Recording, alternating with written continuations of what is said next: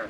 I'm wondering what you think. The House is moving forward on a new Ukraine package. It's been almost 2 months since they've acted on anything. What is your level of concern about the way they have handled this on the House side? I think that we have to look at the situation in Ukraine and treat it as the emergency that it is. I think right now Ukraine literally is trading territory right now to try and maintain a position of strength, but at some point, if we don't rearm them, then the coalition supporting them will fall apart, and it'll be on the hands of people who stand in the way of the supplemental or a viable alternative if the House can produce it to us. But it can't be months before we take a vote on that and send something to the president's desk. So it'll be on the House GOP. I think that the House leadership, it's not on the GOP, it's on the leadership. But I'd be saying the same thing if Democrats were in power. We send them something that I support it. If they have differences about how they want to structure it as a loan versus a grant, as we've structured in the first agreement, get us something. But inaction's unacceptable.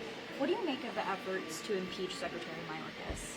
You know, we're going to take a look at this week. Someone asked my position. I would vote against the motion to table so that we can see the evidence. I'm not necessarily in a position to where I would assume that I would vote to convict, because I think that the Democrats have cheapened the standard for impeachment against President Trump. And they didn't take the time, they didn't structure it the way past impeachments were, and I think they've cheapened it. And so to a certain extent, I feel like my Republican colleagues may have just followed the lead of the Democrats, moving quickly before they actually have presented information that would rise to the standard of misdemeanor or high crime. But I'd be willing to consider the evidence, and if they presented it, then vote accordingly. In the absence of that, it'd be hard for me to vote to convict.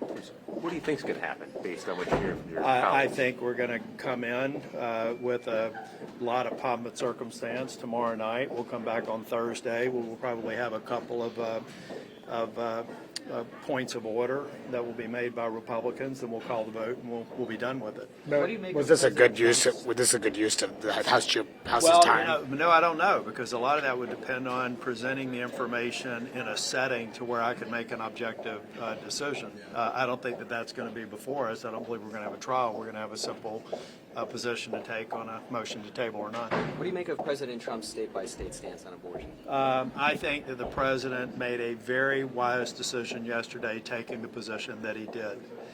The fact of the matter is, he knows, and I know, that it's consistent with the majority of the American people.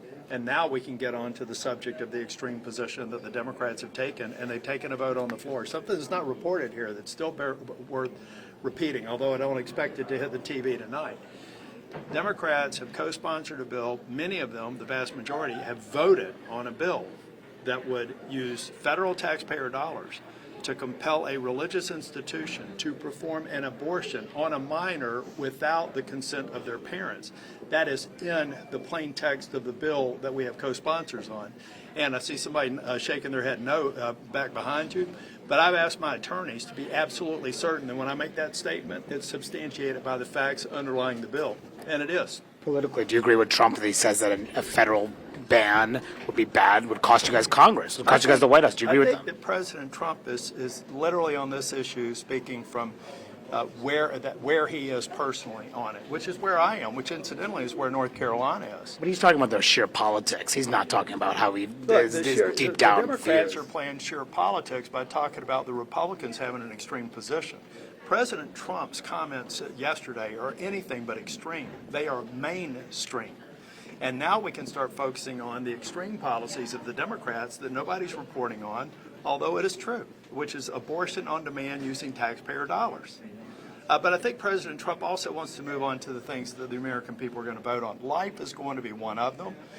Biden's failure on the economy, Biden's failure on the geopolitical scene. Biden's failures are mounting, and they're growing every single day. And I think President Trump really did want to get to a point to settle this issue, which he did yesterday, and I commend him for doing it.